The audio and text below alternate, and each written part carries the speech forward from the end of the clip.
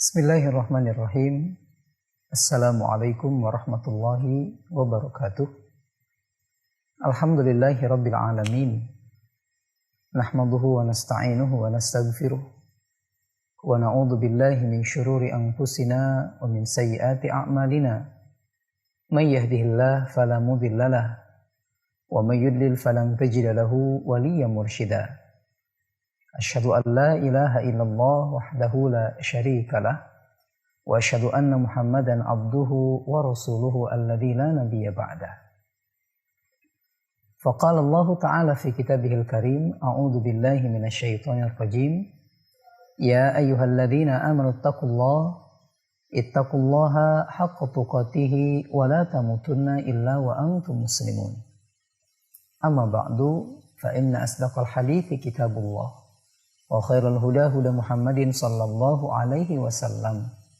Wa syarrul umuri muhdatsatuha wa kullu muhdatsatin bid'ah wa kullu bid'atin dhalalah wa kullu dhalalatin finnar. Ma'asyiral ikhwah, sahabat Poldapi dimanapun antum berada, semua kaum muslimin memahami insyaallah bahwasanya yang dipahami atau yang diartikan dengan saum, dia adalah sebuah perbuatan menahan diri dari makan dan minum dan hubungan suami istri bagi yang sudah menikah dari mulai terbit fajar sampai terbenam matahari. Namun sayang ikhwan fillah rahimakumullah, definisi ini kemudian dipahami oleh sebagian kaum muslimin juga merupakan tujuan dari ibadah saum itu sendiri.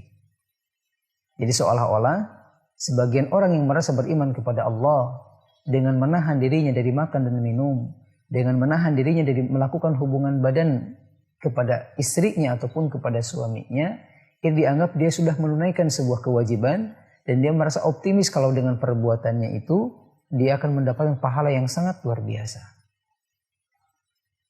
Padahal ikhwan fillah rahimakumullah tidak. Ibadah saum tidak cukup dengan itu. Ibadah saum, sekali lagi saya sampaikan, tidak cukup dengan itu. Karena kalau seandainya tujuan dari ibadah saum itu hanya sekedar menahan lapar dan dahaga, menahan hawa nafsu untuk tidak melakukan hubungan badan, maka sungguh kita sebagai manusia mampu untuk melaksanakannya lebih dari waktu yang ditentukan oleh Allah Subhanahu wa taala. Oleh karena itu ikhwan fillah rahimakumullah, kalau kemudian muncul pertanyaan, lantas harus saum seperti apa yang kita lakukan untuk mendapatkan keutamaan-keutamaan yang Allah akan berikan kepada orang-orang yang saum? Maka jawabannya adalah hadis Nabi SAW ketika beliau menyampaikan, Man shoma Ramadhana imanan wahtisaban ghufira lahu ma taqaddama min dambihi.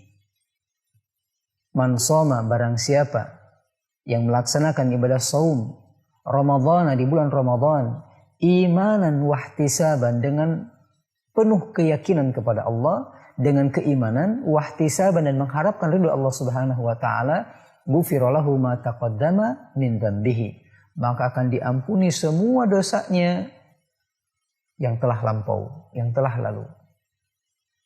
Yang menjadi menariknya ikhwan fillah rahimakumullah adalah kalimat imanan. Kalimat imanan. Jadi segala banyak kebaikan-kebaikan yang sudah Allah siapkan buat orang-orang yang saum adalah mereka yang saumnya dengan penuh keimanan. Apa maksudnya? Dengan bahasa sederhana ikhwan fillah rahimakumullah, saya ingin menyampaikan ketika Rasul sallallahu alaihi wasallam mengatakan contohnya, la yu'minu ahadukum hatta yuhibba li akhihi ma yuhibbu li nafsihi. Tidaklah sempurna iman salah seorang di antara kalian sampai kalian mencintai saudaranya seperti mencintai dirinya sendiri. Maka saum dengan keimanan, saum yang dibarengi dengan rasa iman adalah saum ketika dia mampu dalam saumnya juga mencintai saudaranya seperti mencintai dirinya sendiri. Ketika Rasul mengatakan la yu'minu ahadukum, atau man kana yu'minu billahi wal yaumil akhiri fal yakul khairan aw liyasmut, barang siapa yang beriman kepada Allah dan Rasulnya, maka hendaklah dia berkata baik atau diam. Maka saum yang penuh dengan keimanan adalah saum ketika saumnya tidak keluar kata-kata dari mulutnya kecuali hal-hal yang baik.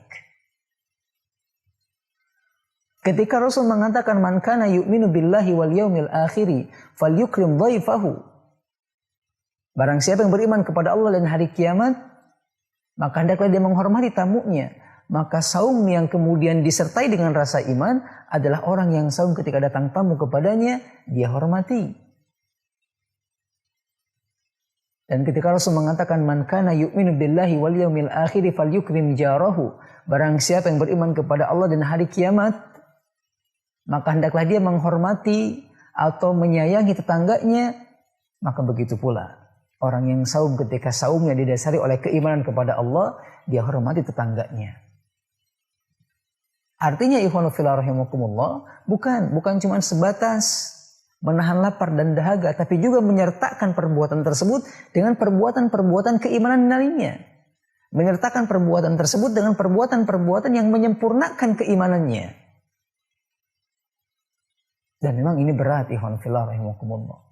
Namun keberatan ini akan menjadi ringan kalau kemudian kita berusaha memaksimalkan diri untuk melaksanakannya. Makanya Rasulullah SAW diungkapkan beliau sangat penyayang, beliau sangat pemurah. Tapi kepemurahan beliau ketika masuk bulan Ramadan itu seperti angin yang datang tiap saat, tiap waktu. Rasul juga pernah mengatakan man lam yada' qaula zur wa amila bihi, barang siapa yang tidak mampu meninggalkan perkataan-perkataan bohong, perkataan dusta, perkataan-perkataan yang zur, malah dia melakukan perbuatan tersebut atau perkataan tersebut, falaisa lillahi hajah. Maka Allah tidak punya kepentingan untuk membalas saumnya. Allah pun tidak punya kepentingan untuk membalas qiyamnya. Kenapa? Karena dia tidak mampu menahan mulutnya. Dan tadi kita katakan, man kana yu'minu billahi wal yaumil akhiri falyakul khairan aw liyasmut. Jadi ada korelasi ikhwanu fillah rahimakumullah. Ada korelasi. Makanya sangat menarik apa yang disampaikan oleh salah seorang, apa kita katakan, ahli filosofi barangkali. Yang mengatakan bahwasanya di dalam Al-Quran, perbuatan yang diwajibkan itu kadang menggunakan kalimat wajaba atau faradha. Tapi untuk saum ternyata dan beberapa perbuatan yang lainnya, itu Allah awali perintah ini dengan kalimat kataba atau kutiba, ya ayyuhalladzina amanu kutiba. Padahal kalau kita cari di kamus, kalimat kataba itu artinya menulis. Nah beliau mengatakan, seorang ahli filosofi ini mengatakan, kenapa saum kemudian diawali kalimat perintahnya dengan kataba, bukan faradha atau bukan dengan aujaba atau dengan wajaba? Dikarenakan saum itu ibarat sebuah kitab. Kan kitab itu kan dari masdar dari kalimat kataba ikhwanu fillah. Kitab, apa itu kitab?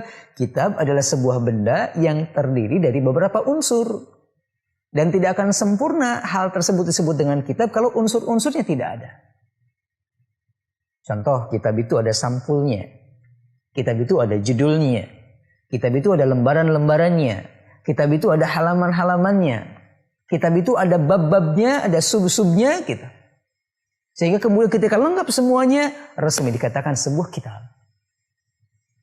Maka begitu pula saum. Saum ada covernya, saum ada halamannya, saum ada judul-judul kecilnya, saum ada pembahasan-pembahasan rincinya. Makanya saum kemudian terikat dengan perkataan-perkataan di lidah, saum terikat dengan perbuatan-perbuatan tetangga, saum terikat dengan sholat qiyamul lailnya atau tarawihnya, saum terikat dengan menahan nafsunya, saum terikat dengan menahan lapar dan dahaganya, saum terikat dengan perbuatan-perbuatan yang lainnya. Ikhwanu fillah rahimakumullah. Man shoma Ramadhana imanan wa ihtisaban ghufira lahu ma taqaddama min dzambihi. Barang siapa yang saum dengan penuh keimanan dan pengharapan kepada Allah Subhanahu wa taala, maka sungguh akan diampuni semua dosa-dosanya yang telah lalu oleh Allah Subhanahu wa taala. Ini hunufillah rahimakumullah. Untayan singkat, mudah-mudahan memberikan manfaat untuk kita semua. Barakallahu li wa lakum fil Qur'anil Karim wa nafa'ani wa iyyakum fastaghfiruhu innahu wal ghafurur rahim. Astaghfirullahal azim wa natubu ilaihi. Rabbana atina fid dunya hasanah wa fil akhirati hasanah wa qina adzabannar. Subhana rabbika rabbil izzati amma yasifun wa salamun alal mursalin walhamdulillahi rabbil alamin. Assalamualaikum warahmatullahi wabarakatuh.